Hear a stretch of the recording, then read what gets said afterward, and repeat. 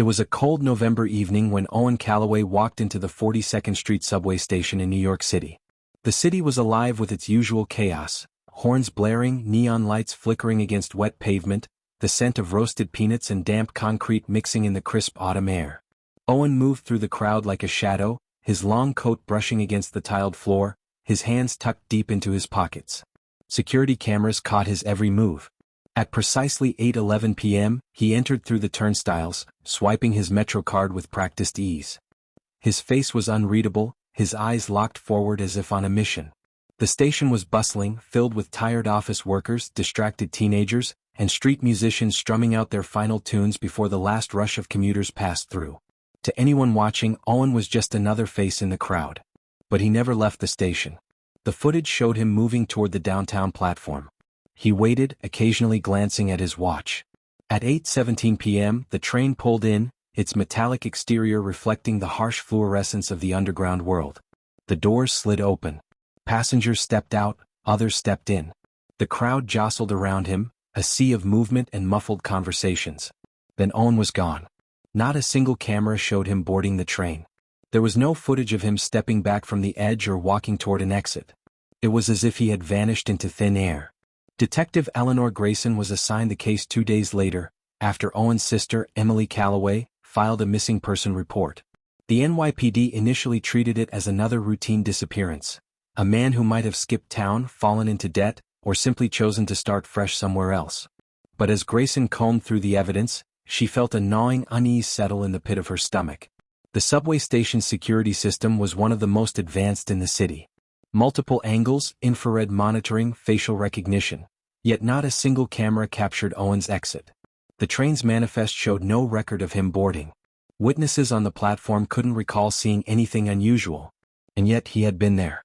The more Grayson dug, the stranger things became. Owen Calloway was no ordinary missing person. He was a former investigative journalist, known for his deep dives into government corruption, corporate cover-ups, and urban legends that blurred the line between conspiracy and reality. His last known project? A series of articles about people who had mysteriously disappeared in the subway system over the past decade, cases that had been quietly closed with little to no investigation. A pattern began to emerge. The disappearances always happened between 8:15 and 8:20 p.m. Always at major transit hubs. Always captured on surveillance footage, until they weren't. Grayson replayed the security footage for the 100th time, her eyes locked on Owen's figure. As the train doors opened, he was there. The moment they closed, gone. Something wasn't right. She paused the video and zoomed in on the reflection in the subway's advertisement boards, the glossy surface catching a warped version of the platform. It was subtle, so subtle she almost missed it. A shadow, faint but unmistakable, moving in the wrong direction. Her pulse quickened. The shadow didn't belong to Owen. And worse, it didn't belong to anyone else on the platform. She rewound the footage, her breath hitching as she watched the shadow shift, just before Owen disappeared. Somewhere deep in the tunnels of the city, something was watching. And whatever it was, it had taken Owen Calloway. Detective Julia Mercer had been with the force for over 15 years, but something about Owen's case gnawed at her.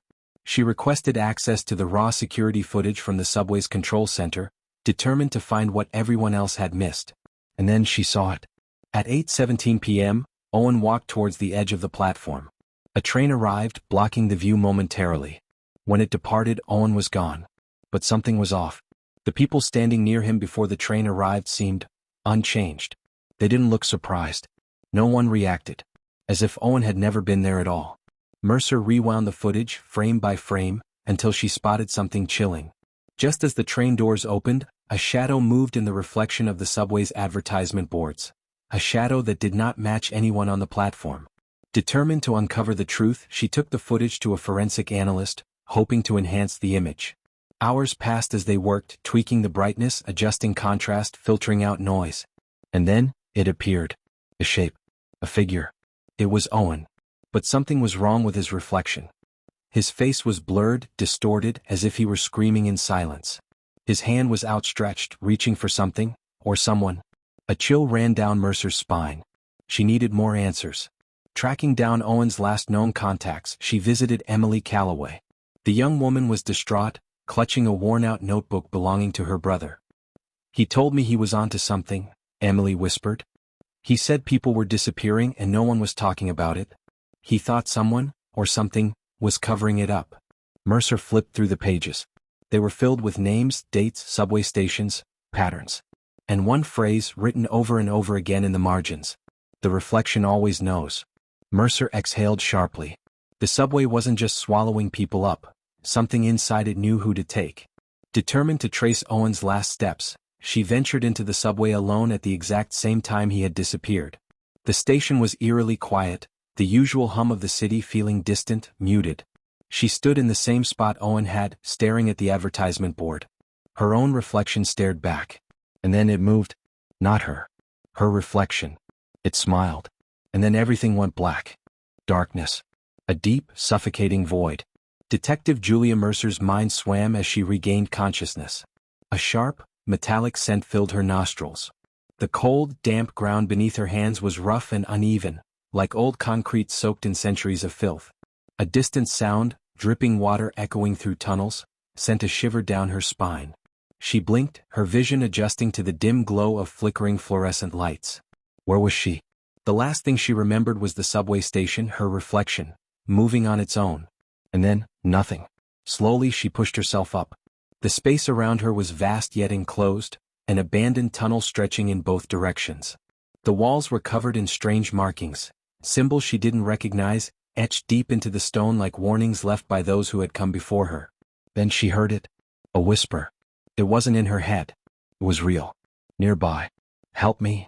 Mercer spun around, her pulse hammering. A shadowed figure was slumped against the wall a few feet away. As she stepped closer, her breath caught in her throat. Owen Calloway.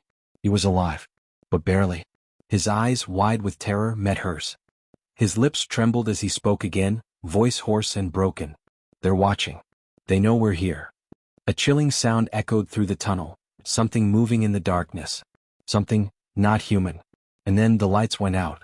Julia Mercer's head throbbed as she came to, the darkness pressing in around her. The faint hum of something mechanical pulsed through the air. Owen Calloway was beside her, barely conscious. His lips trembled, trying to form words. They take us where no one can find us, he rasped. Mercer forced herself up, scanning the damp walls. Symbols, etched into the concrete, seemed to shift under the flickering light. Then she heard it, slow, deliberate footsteps approaching from the shadows. A figure emerged. A man. But not just any man. It was someone she recognized.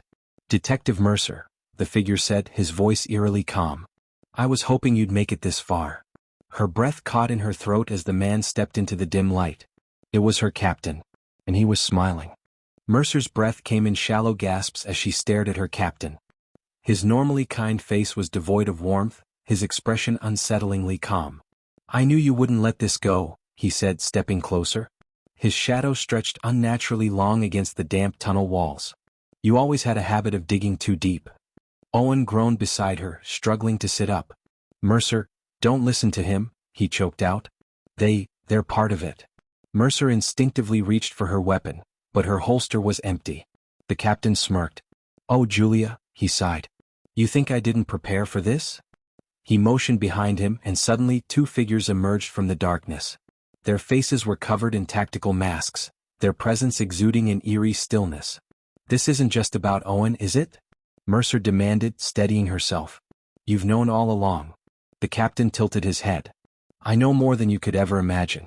This city, its foundations rest on things better left undisturbed. People like Owen start asking the wrong questions. And then, well, they simply stop existing. Mercer clenched her fists. But why? What's down here? A low, guttural sound echoed through the tunnels, like the distant growl of something massive shifting in the dark. Owen flinched. Mercer's pulse pounded. You're about to find out, the captain murmured. The masked men moved forward. Mercer grabbed Owen's arm, yanking him up as adrenaline surged through her. They bolted down the tunnel, the damp air thick with the scent of decay. Behind them, the captain's voice carried through the underground. You can't run forever, detective. Mercer didn't look back. Owen's breathing was ragged as they turned a corner, plunging deeper into the labyrinthine tunnels. The walls were covered in strange markings, symbols Mercer had seen before in Owen's notes. They pulsed faintly as if alive. Then ahead a metal door loomed. Rusted, bolted shut but slightly ajar. Owen gasped. That's it, That's what I was looking for. Mercer shoved it open and they stumbled inside. The space beyond was unlike anything she had ever seen. It was a massive underground chamber lined with rows of monitors. Flickering screens displayed footage, grainy black and white images of people. People in subway stations. People standing alone. Then disappearing.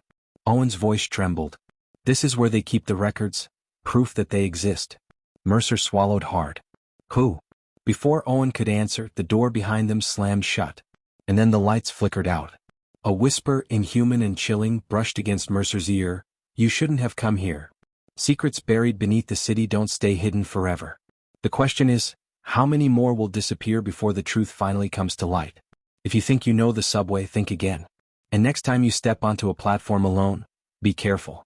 Someone or something might be watching.